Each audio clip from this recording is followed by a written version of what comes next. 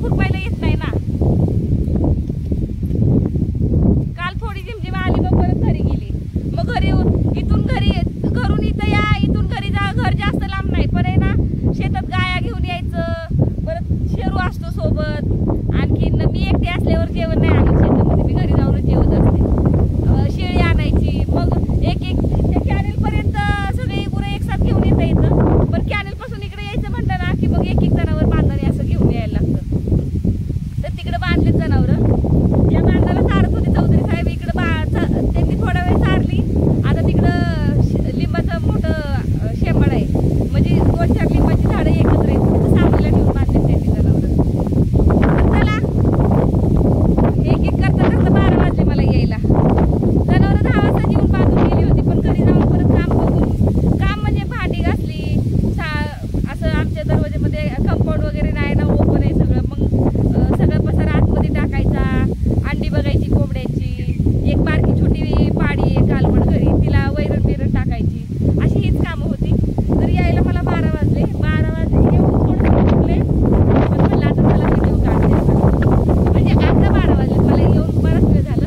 आता 12 वाजले, म्हटलं चला थोडासा व्हिडिओ तरी काढते।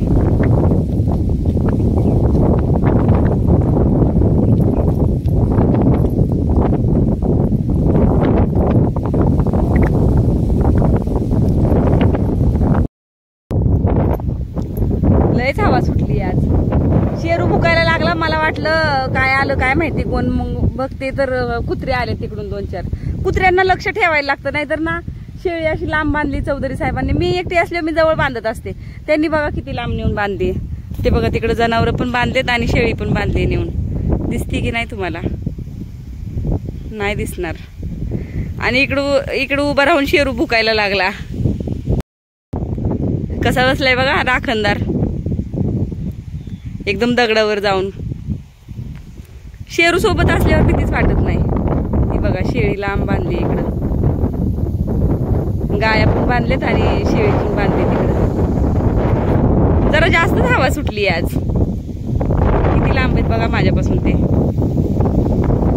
एवढे लांब आहेत।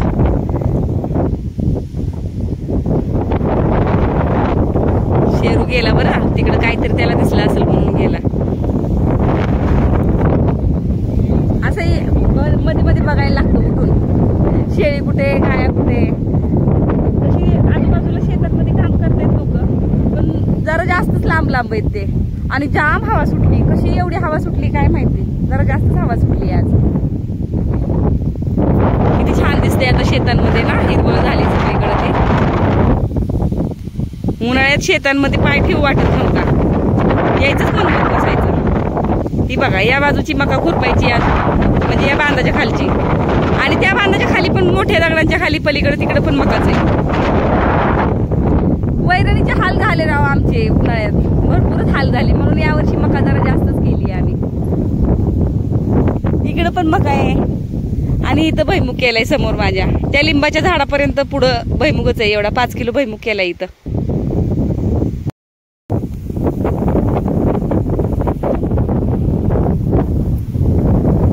तर मंडळी दुपारचे वाजलेले आहेत, लय वारं सुटलंय।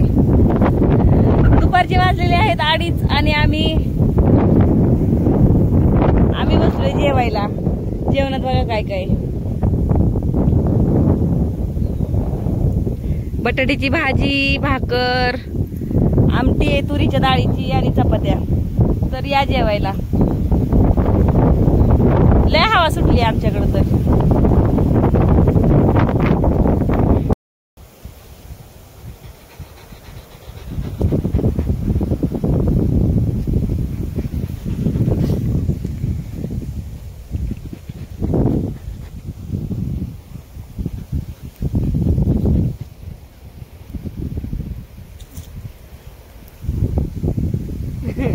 मी झोपली झाडाखाली आणि शेरू पण येऊन झोपला माझ्याजवळ। आता जेवण झालंय, मस्त वाटतं असं शेतामध्ये जेवायला, छान वाटतंय गप रे।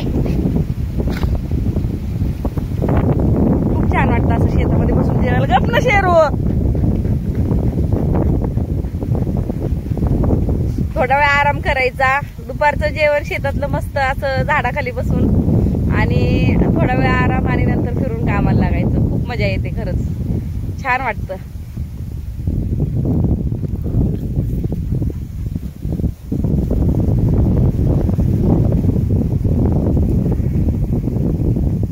खूप हवा सुटली, खूप एवढी हवा सुटली ना, बोललेलं काय माहित ऐकायला जाते की नाही कॅमेरा मोबाईल मध्ये.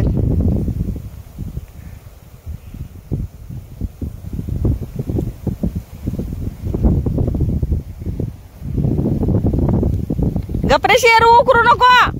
शेरू शेरू शेरू, काय त्याला आवडतं काय माहिती असं उकरून बसायला.